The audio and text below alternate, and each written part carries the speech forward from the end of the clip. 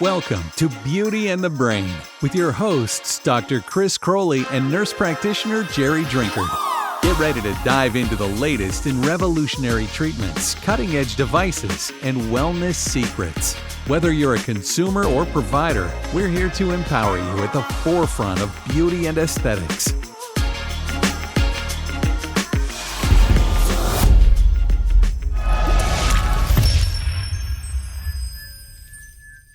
Hi, everyone, and welcome to another episode of Beauty and the Brain, the podcast where we discuss all things aesthetics. I'm your co-host, Dr. Chris Croley. I'm Jerry Drinkard, family nurse practitioner, and together Chris and I own Skin and Tonic Med Spa that's located in Pace, Florida. And we're so happy today to be joined by Allie, our nurse practitioner that works with us at the clinic, and we're just thrilled to have you here today. Excited to be back. Yeah, we just need to name her as a regular co-host. She's here enough, right? Yeah. And before we get started, I just want to talk about the elephant in the room that everybody has not quite seen yet, but maybe has seen on some of our social media. We also have... Say hi, Khloe. If you hear squeaking or noises, it's not Chris today, it's Khloe. Yeah, you guys heard us. We introduced Khloe a few episodes back that she was coming to join us. She is now here. And a little mini schnauzer that we love as part of the Skin and Tonic family. You'll see her a lot with me. She travels all over the place. So we're going to have Khloe hanging out with us today for our podcast. And again, we're happy to have Allie here. This is a topic that Allie picked. And so she is going to be the expert on today's podcast for sure. I'm just simply going to guide the conversation, and we're going to let her and Jerry give you all of the history and all the information about this exciting topic, talc. Yeah, talc. I said that. Like, what are we going to talk about? Talc and beauty products. And what are the hidden dangers of this? Why is it a concern? Why have people talked about it for a long time? So we will delve into that a little bit today and hopefully give you guys some information. And I'm looking forward to learning a little bit about this as well. So, Allie, how did you come up with this topic? About a year ago, I had a couple of friends actually that were going through this like clean beauty, clean out thing. It was very popular on social media, TikTok. Everyone was throwing away a bunch of these like big, nice, expensive makeup brands. And I'm like, why are these people throwing this away? That's the brand of product that I use for blush or for eyeshadow or whatever. People are like, oh, it's toxic. It has talc in it. Talc can cause cancer. And I was like, this seems extreme for like topical makeup, you know? To be completely honest with you, I didn't throw away any of my makeup over it. But it was very interesting looking a little more into the topic and just kind of looking at the trends of clean beauty and organic makeup and different things that, you know, people are a lot more conscious about what they're putting on their skin, just like with aluminum and deodorant. I feel like, you know, it's just the next thing. So, Jerry, I know you did a little bit of research on the history of talc and how it was used. So you want to share some of that with us? I just didn't know a lot about it. I'd heard about talc powder. It was used like for shaving and that sort of thing. But it was actually has been around since the 1890s. It was mined originally in Maddox, and it was found on the Henderson farm, and then the Henderson talc mine came about, and which ended up being a really big industry for this family. And so it was incorporated into several different things, including Johnson & Johnson baby powder is probably one of the most popular that received some of the biggest criticism because it started out in Johnson baby powder around the 1970s and continued until the 2000s. And at that time was discovered that it had some traces of asbestos in it. It's been like a slightly controversial, but it's never going away because it has FDA approval to be used in many of these products. So people love it because it makes your makeup go smoother. You know, it gives like a nice shine, a nice like illumination to the skin. So there are all these benefits to it. But now all of a sudden, you know, with Allie said, I always say in our industry, like social media is like, it creates some of the most educated and some of the most uneducated consumers. And so I think it's, like you said, it's probably like the aluminum in the deodorant. And it's not that it's not something that doesn't cause harm, but there's just more attention to it now than there ever has been. Thanks for that. The history on talc, it's really, I didn't know how it came about and was used. I know one of the reasons we decided to discuss this on the podcast today was this concept of beauty products, skincare products, things that we retail and maybe that people buy, even makeups that fall into this class of what we call clean beauty products. So what do you think the definition of clean beauty or a clean beauty product is? I think clean beauty, when people think of clean beauty, they want to see something that doesn't have, toxins, preservatives, parabens, sulfates, all of those ingredients that people see as toxic to their skin. People don't want to see those listed in the ingredients. But, some of these things are in there for preservative purposes that help the makeup, to last longer, shelf life. And then some things that you need for stability of product too, or to make something a certain consistency. And so I think, there's good and bad things in everything. I think I kind of live my life like take everything with a grain of salt, like you can take everything to the extreme, like with makeups, with beauty products, with your cleanser that you choose to use on your face.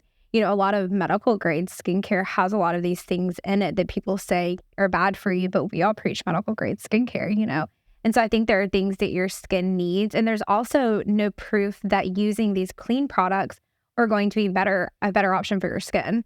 So there was a study I was looking at. It was done in 2023, just last year. I looked at almost 1,700 products. All of these products that they looked at were considered natural or clean or organic or healthy for your skin, and good for people with sensitive skin as well. So there was a Dr. Hong that said that it found that in more than 94% of the cases, those products contain agents that caused contact dermatitis.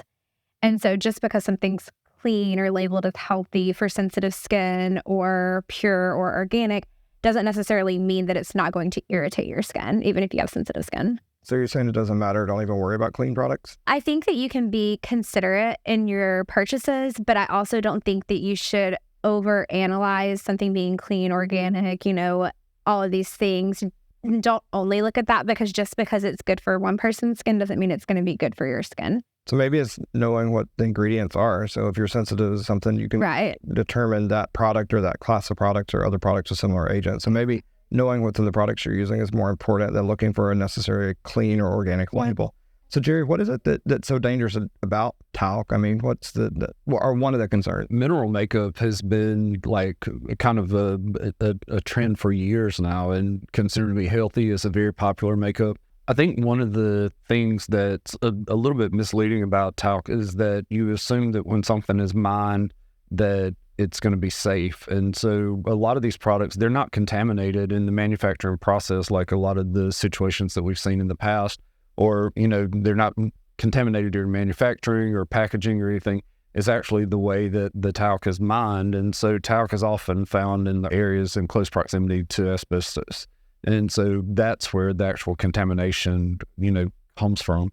And so, and this dates back for, decades and decades and decades. So I think it's important to know that it's not necessarily the manufacturer, the way that it's manufactured is the process of collecting the talc from the earth, from the mine. Yeah. That's causing the issue. I think we put a lot of trust, like, I don't know why we do, but I think that as Americans, we do just put a lot of trust in the FDA. We're like, oh, it's FDA approved. And we don't really know like what it means exactly.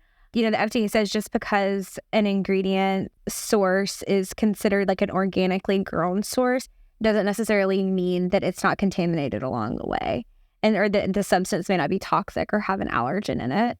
And so just because it's FDA approved doesn't necessarily mean that it can't be potentially harmful to you. So I think that's important to know. Another thing about the FDA, they do require an ingredient declaration for all of these cosmetic products.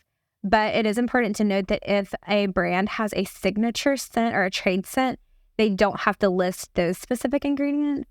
And so you do have to be careful, because a lot of those fragrances have been linked to endocrine disorders and different hormone imbalances. That's interesting. I didn't know that, actually. So I know that I've heard about different substances and different chemicals being hormone or neuroendocrine disruptors. And so we talk about a lot of things from, fertility issues to even things like anxiety and depression that can be linked to some of these different ingredients. And I don't think people think about that a lot. I think more commonly we think of things like contact dermatitis. You put something on, you get a reaction to it. And it's like, well, I'm just sensitive to that. I don't use it anymore.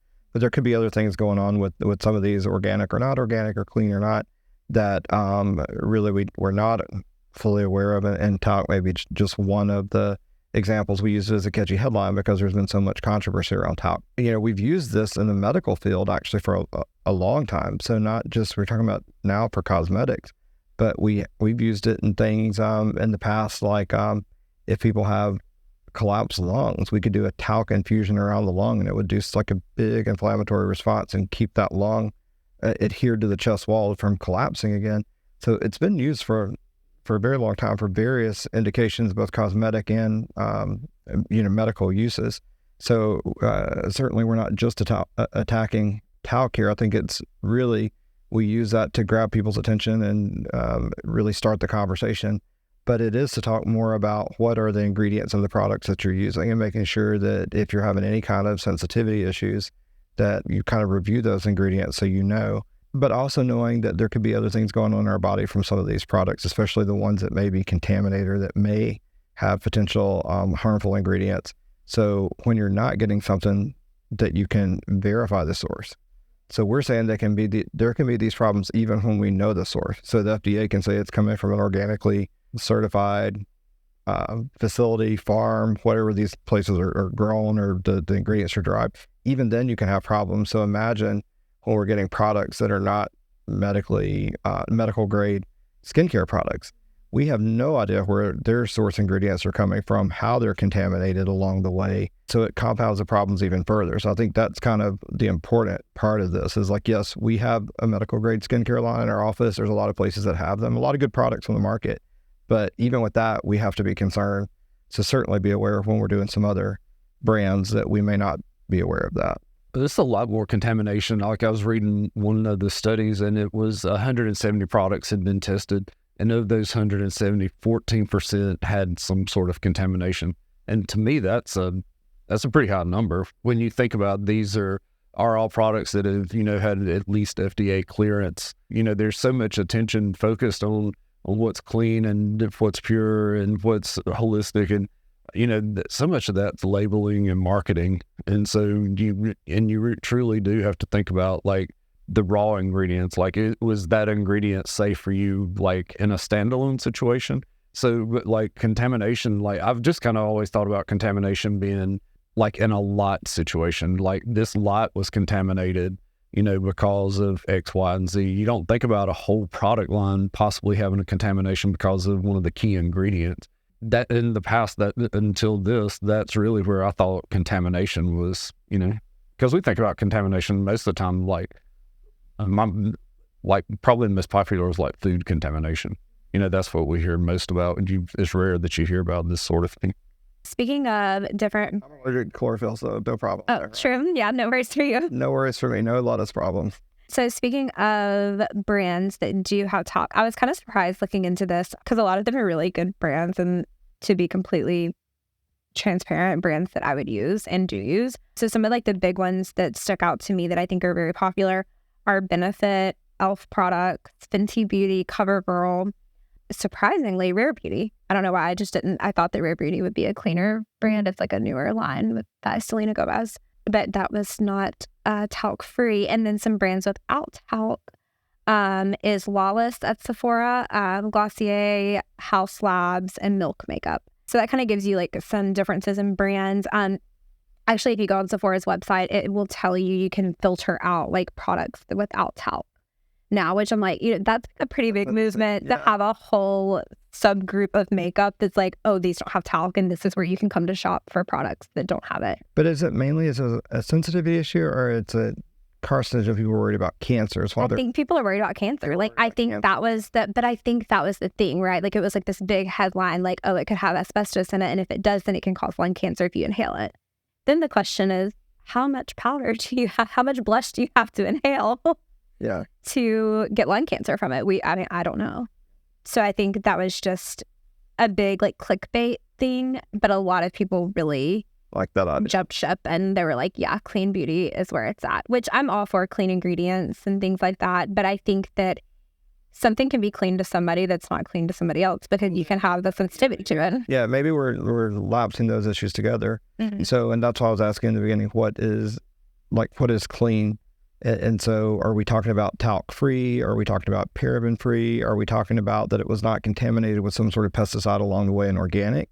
And so I think that's an important concept, because, you could have something that's technically clean, not contaminated, free of all these possible carcinogens, but still have a contact dermatitis and a sensitivity to the active ingredient that's in there. And so I think that's really important for people to understand. I think probably a lot of this awareness came because of the J&J suits that were out. But those have been out for a while. They've been out since late 70s. It was first discovered mid 70s, and so it was pretty soon after that. And it's been several ongoing cases, some that have bbeen settled, some that have been dismissed, and some that were actually lost. I actually thought this was from talc powder people were using for breast folds to absorb sweating, like baby powder. Yeah. And they had a lot of talc in that, and they were putting it in their groin when they were sweating. And then I thought that was I thought about it like jock itch kind of stuff. But I think about maybe this is I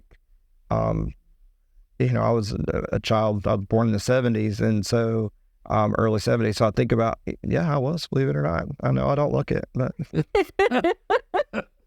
thanks to wonderful work by the Skin and Tonic team.